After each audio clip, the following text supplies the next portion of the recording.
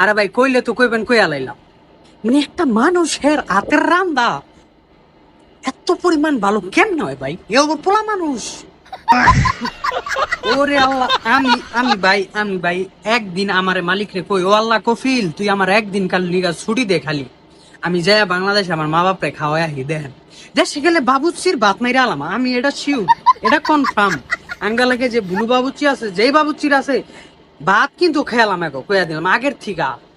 Saudi আরব যেমন দালালের ভাত খেয়ালাইছি, এরকম বাংলাদেশে গেলে কিন্তু বাংলাদেশের বাবুচ্চি, আঙ্গ এলাকার বাবুচ্চি কিন্তু ভাত মাত খেয়ালাম আমি। মানে বুঝলেন নি আর কি কি রান্ধি ভাই, হুদা লবণ মুরগি আর ওই লগা মশলা লাল হলুদ ফাঁকি মরিচ ফাঁকি, হ্যাঁ সাত আত্মাতলায় খেয়ালাই ভাই।